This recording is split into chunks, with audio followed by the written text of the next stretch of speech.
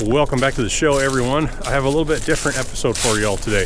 It is the Christmas wreath making time of year. We're coming up on Thanksgiving right now, and this is about the time Ma starts putting wreaths together for relatives and everyone else. Gives us plenty of time to get them sent out so they can get to where they need to be before the postal system gets completely clogged up. So first we need to scrounge for scavenge, I should say, the raw materials. So Senior's over there nipping boughs. Ma's over here making the selections of the ones that she likes, and this is a balsam tree, correct? And we'll get Senior to weigh in on it. He planted these trees out here pretty much just for wreath making materials, correct? Christmas trees or wreaths, whatever. Yep, there used to be 3 of them. There used to be one right in the middle next to where you're standing. Used to be 4, yep. And both of these have been topped, what's left of them. Because they're under the power line. Yep, but you kind of put them here anyway because you knew they weren't going to be here long term. Yep. So right now we're just taking some of the lower hanging branches and make it easier to lawn mow around. This makes up kind of the bulk of the wreath, but there's some more stuff we need to go find as well. There we go. Let's see, this one needs to go. That's a low hanger.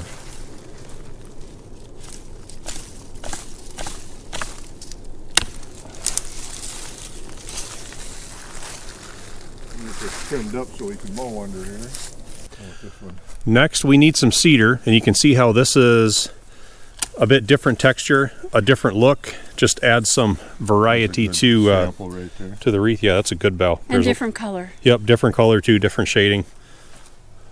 Get this one. Yep, that's some nice stuff.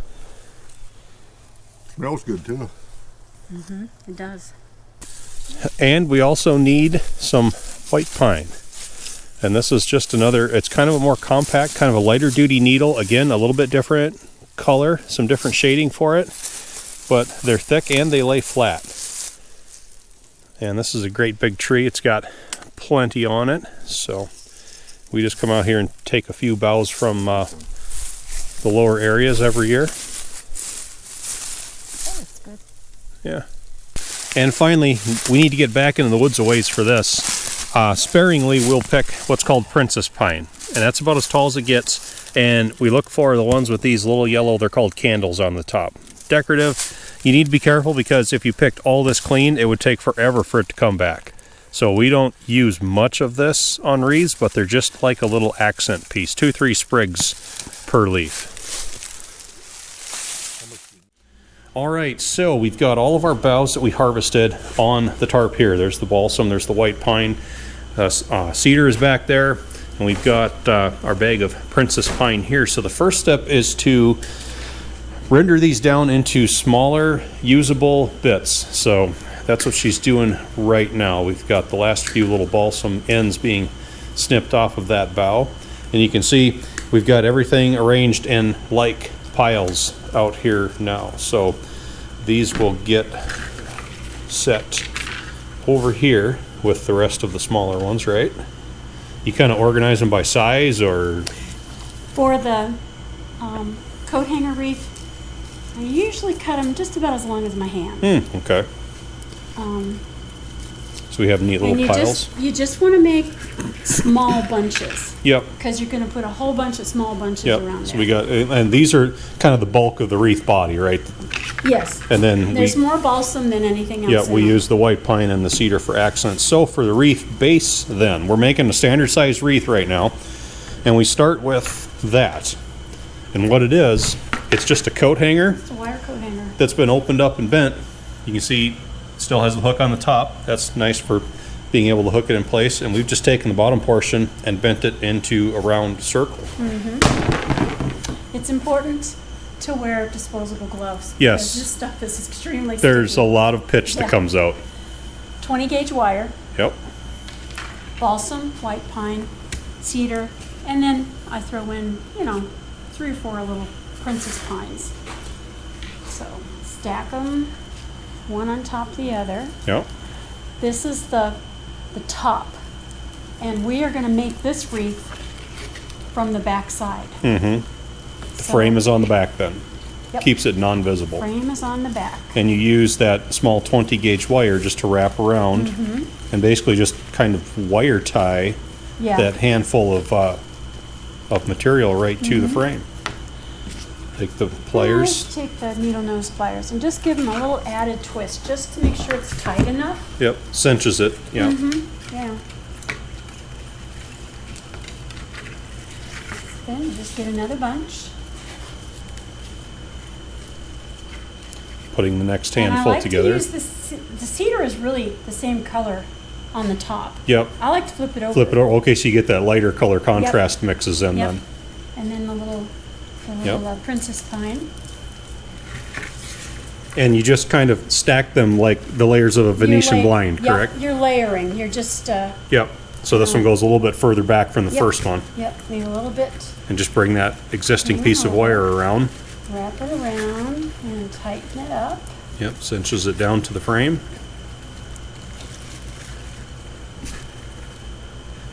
And give it a little Couple twists with the twist needle nose pliers. just to tighten it up.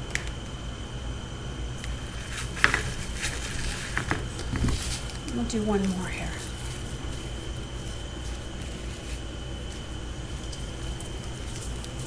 And actually, there's quite a lot of pieces of boughs that go into one wreath. We've probably barely done a quarter of this one yet. A lot of little bunches, Yeah. but small bunches are important. If you get them too heavy, the coat hanger's not going to support it. And you're going to have it drooping at the bottom.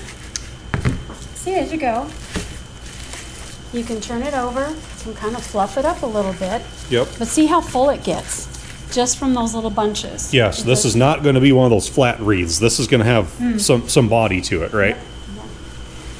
And you have a finished product back there already. Finished one yesterday. All right. So that's what we're going to be turning this into. This is just a start, but you can see the different layers of the different species in here. There's some of the princess pine, the balsam. We got some of the white pine, some finer needles in there. You accent them with some pine cones and sometimes some colored bows. And you would just hang this up from the old coat hanger hook on the top. So you can see there's a view from the back side. There's the frame, all the wiring. You can hang it on a door or a building or anything from the top. So that's what the finished product is going to be. We're going to keep... Yeah, the coat hanger wreath. Yep, we're going to continue working on this off camera. We'll blip back to you real quick once it's done. All right, we've got the main body of this wreath completed. Now it's time to decorate it. So walk me through some of the things that you were going to put on. Well, I like these sparkly poinsettia bows rather than the red felt ones. Yep. I think these are prettier. So the hook is up here on this one. I thought maybe I would put the bow right about there. And that just has like a wire or a twist tie on the back? Yep, it comes this way. Yep. So you just kind of gotta fish it through.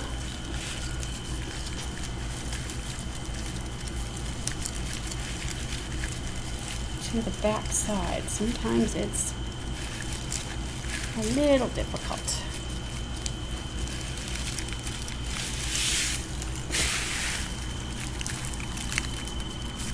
There you go.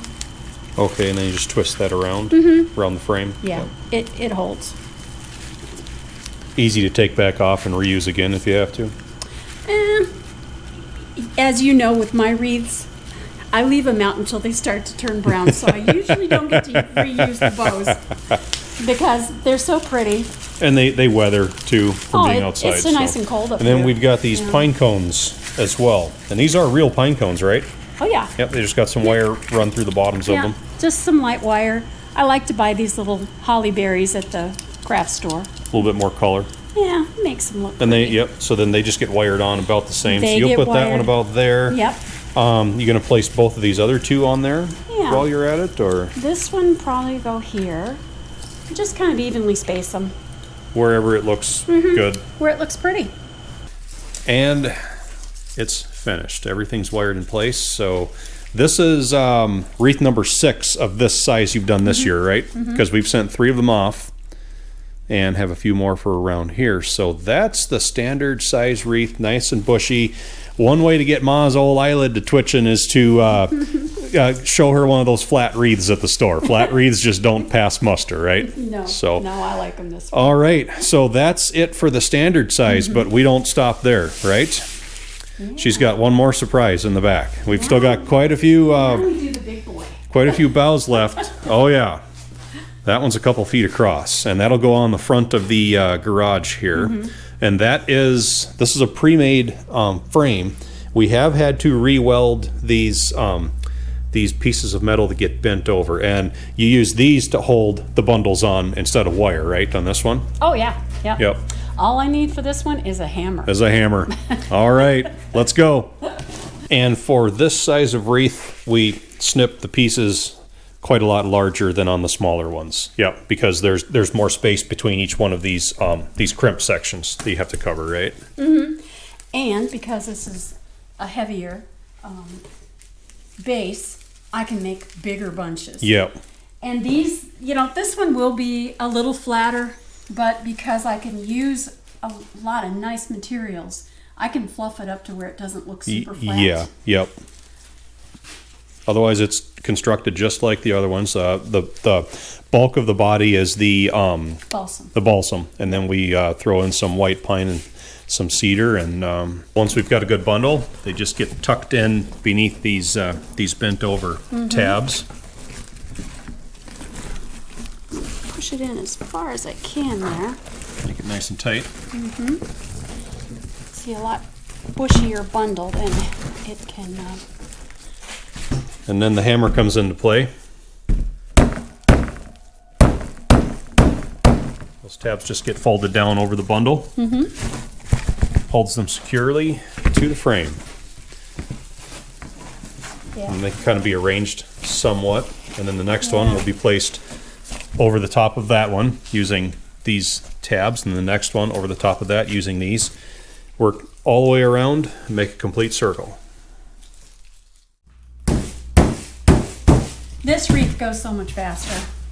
That wiring is kind of tedious, isn't it? Yeah. It is. And I mentioned before how I had to re-weld these pieces on before because this frame has been used for probably 15 years, maybe. A lot of years. And these pieces of metal only bend so many times before they get weak and they start breaking off. So I think 2 years ago I went around and I put all new pieces of metal on. Yep.